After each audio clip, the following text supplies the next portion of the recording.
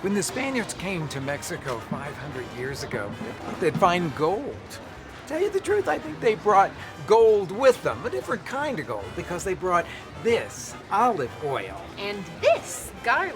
And with these two cuisine-changing ingredients, they brought a technique for transforming them into an amazing sauce that has a million uses. It's called Mojo de Ajo. I like to think of it as the bling of Mexican cuisine.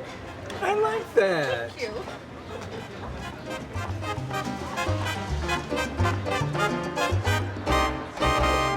Now that's what I'm talking about. It's garlic that's slow cooked in olive oil and then spooned over a piece of fish. Just like I said, bling on a plate. Well, this dish actually is totally classic. You can find it from one end of Mexico to another. Right now we're enjoying it in a wonderful little fish restaurant tucked away in the Condesa neighborhood of Mexico City. And you see those little toasty bits of garlic there, and they're just spooned luxuriously over this piece of fish, bathing it in a wonderful deliciousness. Which, after all, is what Mojo Viajo means, bath of garlic. That's exactly right. And in the cooking, well, all the pungency of the garlic just completely mellows out. I think we should have a taste of it right now. It's amazing what a nice hot bath can do.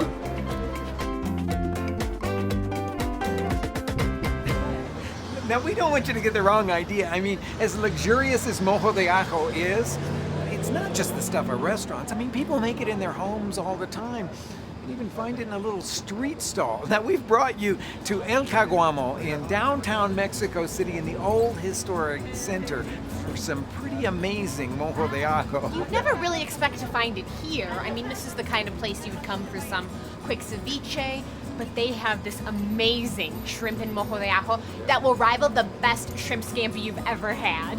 Señorita, por favor, una orden de camarones al Mojo de Ajo. Gracias.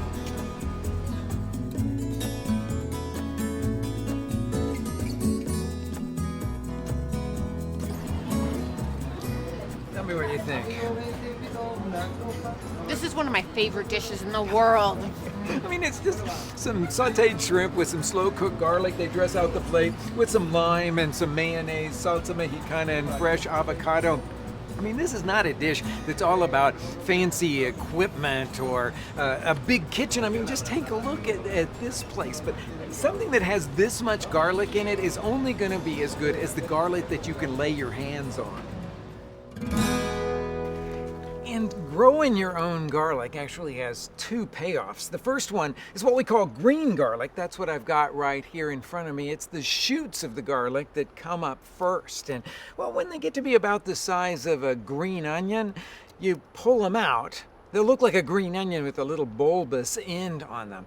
And I have to say, they are super delicious, kind of a delicate garlic flavor. My favorite way to prepare them is to brush them with some oil, sprinkle them with salt, and lay them on the grill, sort of like the knob onions that you get grilled in a Mexican taqueria.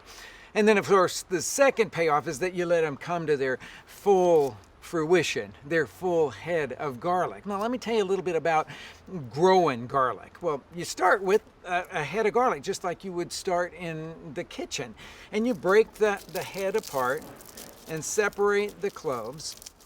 And then you bury those cloves about 3 inches down into some well-drained garden soil. Cover that all up, and in Chicago we do that around October. Now, they may or may not sprout before the winter sets in, but you want to kind of protect them by mulching over the top. We just get a bale of straw and then pack that over. It keeps the soil from freezing and defrosting too much during the winter months. And then in the spring, that'll be the first thing that comes up in your garden.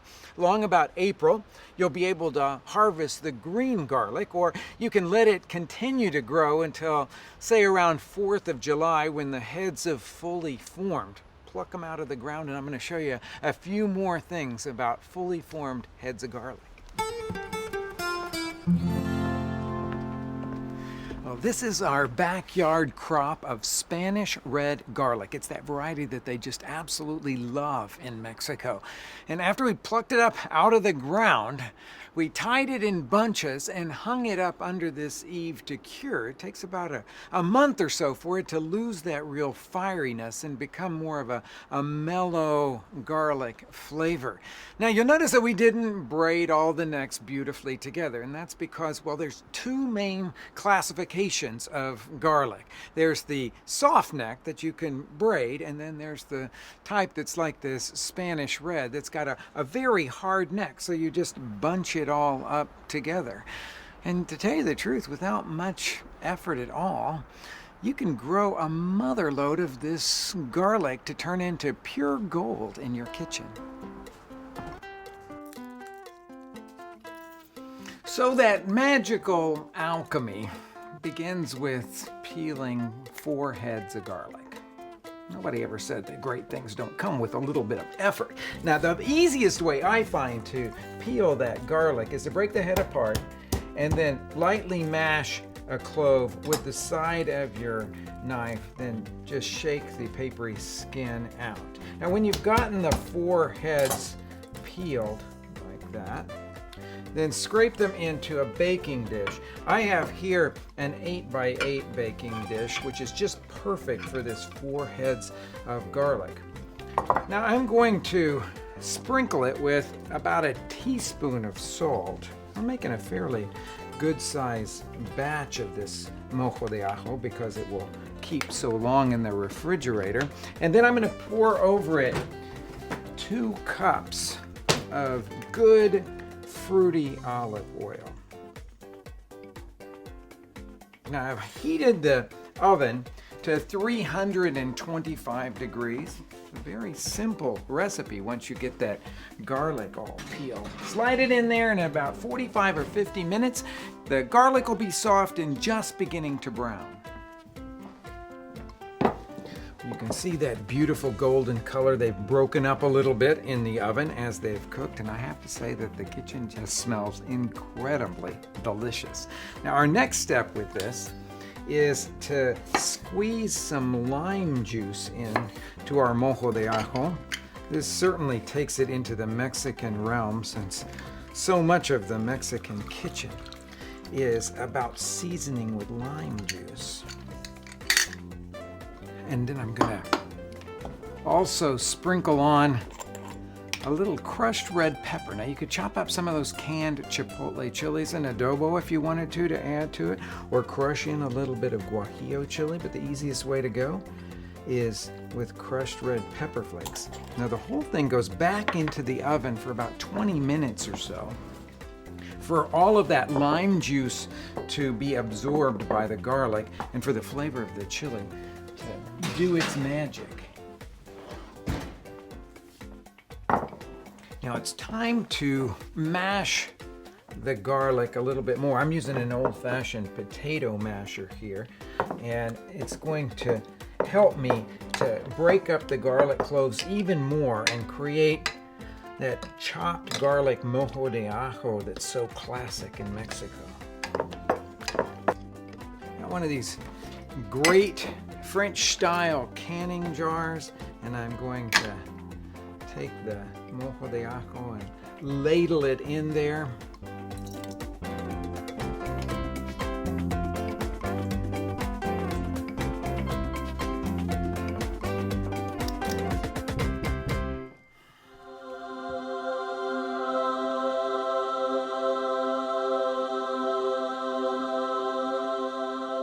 Okay, so we've got our pot of liquid gold. And like I said, it'll keep for weeks in the refrigerator. Just think of this as one of those garlic-infused oils like you can find on the specialty aisle of your local supermarket. But this is even better because it's got the flavor, the texture, that Latin mojo thing going on. It'll add the perfect accent to pasta dishes.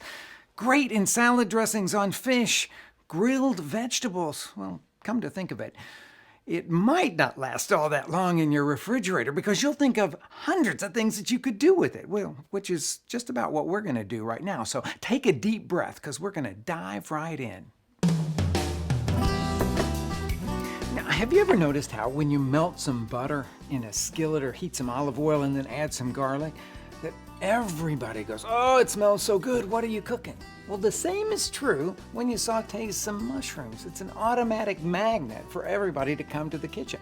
So if you combine Mojo de Ajo and mushrooms, well, it's a sheer crowd pleaser. Now, I've got here the most beautiful specimen of a wild harvested hen of the woods mushroom I have ever seen. It was brought to us by the fellow who harvests mushrooms in the wild for our restaurant. Now you can sort of see where it gets its name, hen of the woods, because it sort of looks like a hen that's sort of sleeping, like you might find it in the woods. Now the mushroom itself, the part that you eat, looks a little bit like an oyster mushroom. So if you don't have a beautiful wild harvested hen of the woods, you could go to the grocery store and buy some cultivated oyster mushrooms and shiitake mushrooms. Oyster mushrooms for their beautiful texture, and shiitakes, of course, for their meatiness and their really beautiful, deep, rich mushroom flavor. Now, I'm gonna cut into this hen of the woods mushroom just to show you what it's like here. I'm gonna break off this little bottom piece of it. Now, you'll see when I do that, there is a large core to it here. That part of it is going to be tougher, so you could cut that off and use that to make one of the most beautiful mushroom stocks that you've ever tasted in your life. And the rest of it will go into the dish that we're going to prepare here. When you find the bottom pieces, however, you'll notice that they're just a little bit dirty.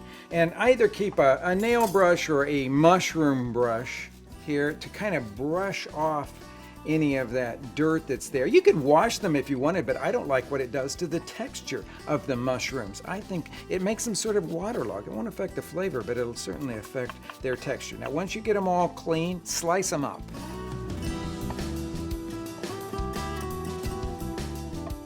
Now, I'm going to tell you how we're going to cook them. Have you ever had one of those fabulous dishes where everything's cooked together in a little parchment package, and then you open it up and release the incredible aromas? Well, that's the whole idea here. It's the whole idea behind what's called Michiotes in Mexico. And what they usually do is to take a parchment-like layer off the outside of the agaves and use that to make their little bundles with. But you can do the same thing, lacking the Michiotes, the true Michiotes. You can do the same thing with parchment paper here in the United States. Cut the parchment into 4 squares and then fold them up and slide them into a baking dish full of water so that they'll become more malleable, easier to form into the little packages. You might want to weight them with a plate to keep them submerged. Now, to flavor these beautiful mushrooms, we of course have the Mojo de Ajo. Stir it up before you use it all the time, so you get a nice blend of rich oil and garlic pieces. So I'm going to take about 1/3 of a cup and drizzle that all over those mushrooms. Looks pretty good, I'd say. Now sprinkle it with a little bit of salt, and then we're ready to stir everything together. It's just enough oil, just enough of the garlic pieces and the salt to coat everything nicely. Now, if that wasn't enough, I mean, garlic and mushrooms, I've decided I'm going to chop up a little bit of bacon and add that to it as well. Talk about a magnet to get people into the kitchen and the dining room. Just little strips about 1/4 of an inch wide will be good with this. Sprinkle those over the top there. And we're ready to make our little packages here. They look quite different than the classic fish in parchment paper packages, if you're familiar with those, because in Mexican Michiote making style, you'll take your portion of the mushrooms, bacon, Mojo de Ajo, and put that in the middle of your package here. Now, if you want to make it taste really, really Mexican, then you're going to want to add one of those classic herbs from central or southern Mexico. Now, the one that I love with mushrooms so much is Oyasanta. The other would be epazote. Now, I know a lot of people will say you can't find Oyasanta in the United States, and epazote, well, you have to really look hard. But to tell you the truth, they both grow really beautifully in the United States, especially the Oyasanta in the southern part of the United States. If you've ever had chance to stroll along the Riverwalk in San Antonio, well, it's just completely covered with wild Oyasanta. There they call it root beer plant because it has a sort of sarsaparilla-like flavor. So I'm going to put a couple of them. In fact, if you're going to use it, you might just want to nestle them down at the very bottom. If you're going to use the epazote, then chop up those leaves and just mix them into your mushroom mixture. Okay, so we're going to bring this all together like you would what is called a classic beggar's purse. Pull it all together at the top, bundle it all up, and then take a piece of twine and make your package secure. Once you've made all 4 packages, set them on a baking sheet and slide it into an oven that you've heated to about 325 degrees. Bake them for 30 to 45 minutes until they're bubbling vigorously on the inside.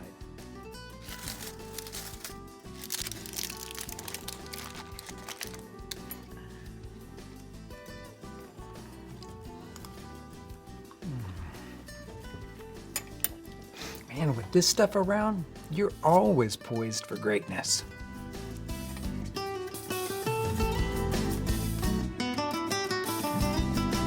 It's my turn now.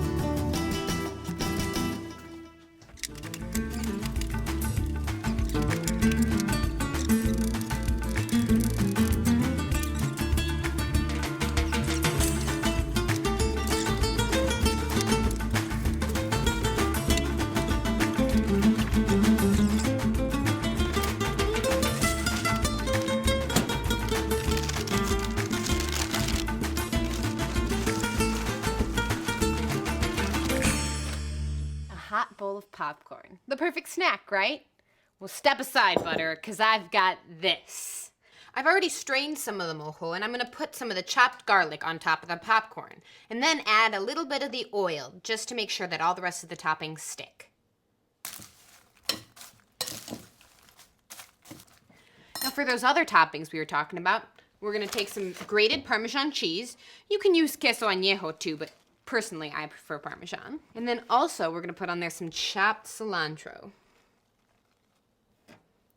Top it with a little salt, and you're all set. Just toss everything together, and you've got the perfect popcorn.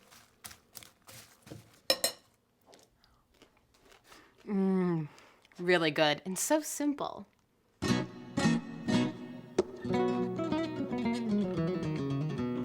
Okay, you remember that fabulous piece of fish that we had in Mexico City, smothered with Mojo de Ajo?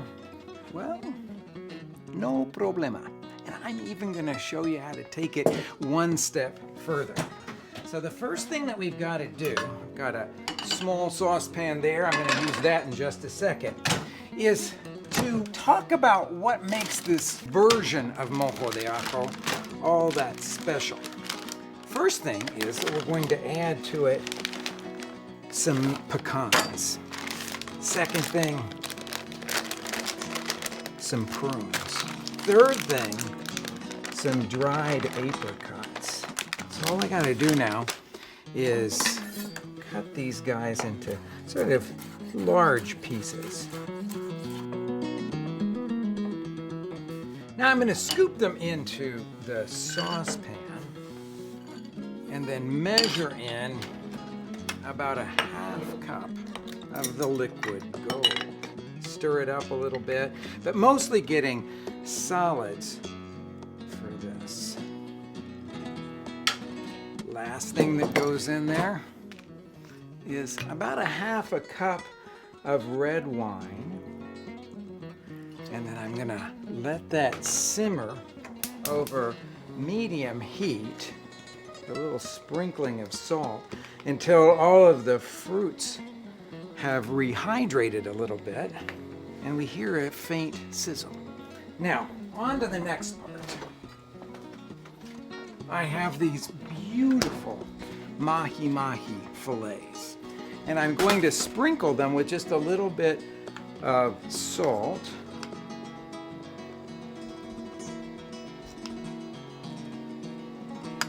And then steal a little bit of the oil off the top of our Mojo de Ajo to drizzle into the skillet here. This stuff is so fabulous for sauteing practically anything. Heat the oil over medium-high. Slide the fillets into the pan.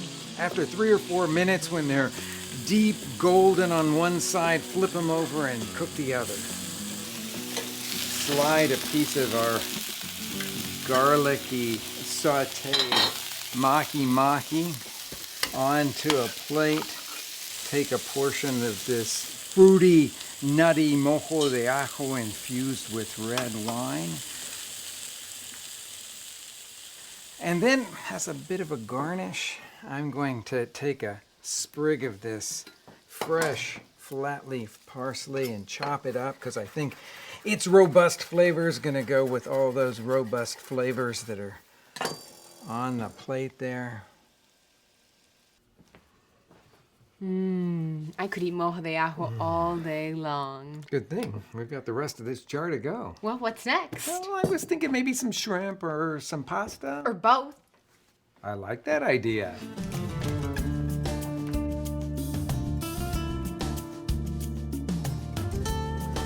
Okay, now we're gonna take that classic shrimp in Mojo de Ajo that I showed you in the little street stall and give it a kind of Mediterranean makeover as a pasta sauce. So if you'll grab some shrimp, parsley, queso añejo from the refrigerator, I'm gonna grab some dried linguine and some chipotle chilies. Just dump the dried linguine right into the pot like that. And then I'm gonna push it all down, give it a good stir, and we'll let that simmer away. If you could grab that parsley and start chopping that up, I'm gonna chop up the chipotle chilies.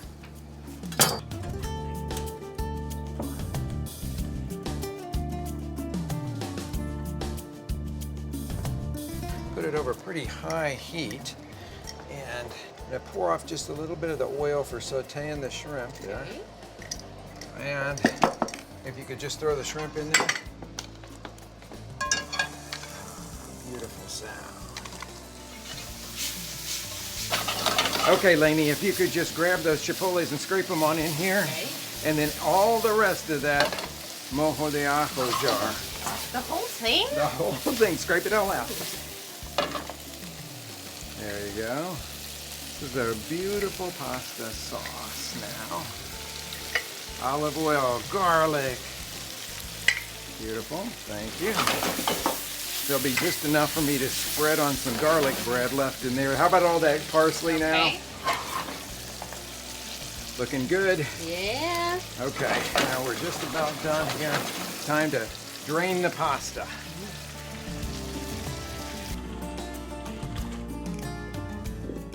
Now all the cooked pasta. Now that looks like it's gonna be a pretty good dinner, doesn't it? Yeah, I'm All we have to excited. do is stir it all together and let all of that pasta absorb that beautiful roasted garlic, oil, shrimp, chipotles. Okay, Lanie, you wanna grab that queso añejo and sprinkle it all over the top of this. Snow. I can't believe we finished the whole jar. I know where we can get some more.